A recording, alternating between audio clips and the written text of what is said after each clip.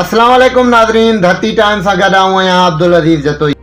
मनेड़ो मां आशिक़ अली गमन जी ख़बर शामिल कंदासीं। मनेड़ो भरिसां यूसुफ डायरी मोरीअ वटि ॻोठ मोहम्मद सलेमान मलाह जो government primary school Mohammad Suleman Mallah जी बिल्डिंग जी रिपेयरिंग जो कमु ठेकेदार गुलाम मुर्तज़ा कुराई अधु में छॾे ॾिनो। स्कूल जो तामीराती कमु मुकमिल न थियण सबबि शागिर्दनि जी तालीम मुतासिर थियण लॻी। अहिड़े अमल ख़िलाफ़ स्कूल जे उस्तादनि, शागिर्दनि ऐं ॻोठ जे मुअज़्ज़िन पारां एहतजाजी मुज़ाहिरो कयो वियो, जंहिंजी अॻुवाणी मुमताज़ अली मलाह, जावेद अली मलाह, अली गुल, तारिक सजाद मलाह ऐं ॿिया करे रहिया हुआ।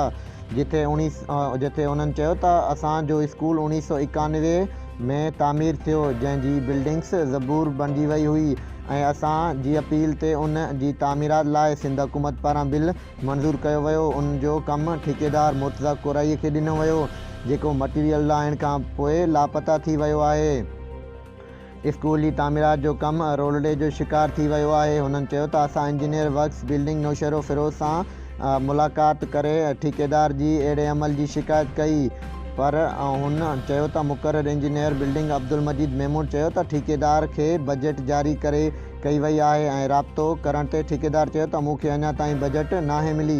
जॾहिं त बजट मिलंदी त स्कूल जो तामीरात जो कमु शुरू कयो वेंदो। उन स्कूल में तक़रीबन 80 शागिर्द तालीम हासिल कनि पिया, पर सहूलियतुनि जी खोट आहे। स्कूल में फर्नीचर सां गॾु पंखा, वाशरूम ऐं बिजली जी पिणु खोट आहे।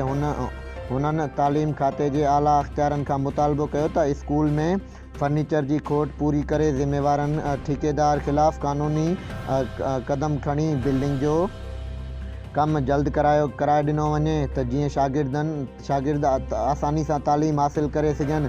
ॿी सूरत में सख़्तु एहतजाज कयो वेंदो।